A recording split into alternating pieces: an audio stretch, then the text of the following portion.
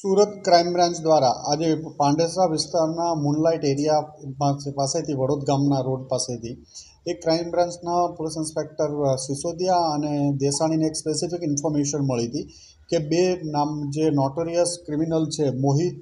પટેલ અને રાહુલ ઉર્ફે રંગા ચંદ્રવંશી આ બંને ચેઇન સ્નેચિંગના ઘણા બધા ગુનાઓમાં સંડોવાયેલ છે અને આ જગ્યાએથી પસાર થયા છે. આ બાતમી આધારે આ બંનેને પકડી લાવવામાં આવ્યા હતા અને પકડી અને આ બંનેની પૂછપરછ કરતાં આ બંને અસંખ્ય ગુનાઓમાં સંડોવાયેલા જણાય. અગાઉ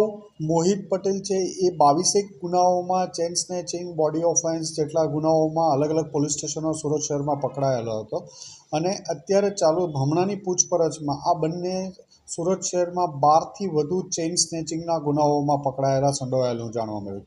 આ બંનેની એમો એવી હતી કે અલગ અલગ સ્કૂટર, એક્ટિવા, એક્સેસ, કરિશ્મા બાઇક આ બધા બાઇકો ઉપર પાલ અને અડાજણ વિસ્તારમાં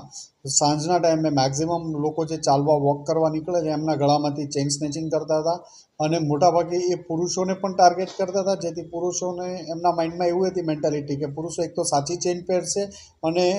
વજનવાળી ચેઇન હશે એમની પાસે, એટલે પુરુષોને પણ એ લોકો ટાર્ગેટ કરતા હતા ચાલતા માણસોને અને સ્ત્રીઓને ટાર્ગેટ એકલ દોકલ જે જતા હોય એમને ટાર્ગેટ કરી અને ચેઇન લઈને ભાગી જતા હતા. આમની પાસેથી અંદાજે 12 લાખ કરતાં વધુનો મુદ્દામાલ રિકવર કરવામાં આવ્યો છે. 11 ચેઇન રિકવર કરવામાં આવી છે, 3 મોટરસાઇકલ કબજે લેવામાં આવ્યા છે અને 12થી વધુ ગુનાઓને શોધી કાઢવામાં આવ્યા છે અને આમના વિરુદ્ધ આગળની પૂછપરછ હજુ ચાલુ છે અને સખત કાર્યવાહી કરવામાં આવશે.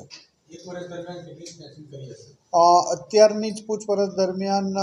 છેલ્લા 4 માસમાં 4 થી 5 માસ દરમિયાન 12 ગુનાઓનું એમ લોકોએ કબૂલાત કરી છે.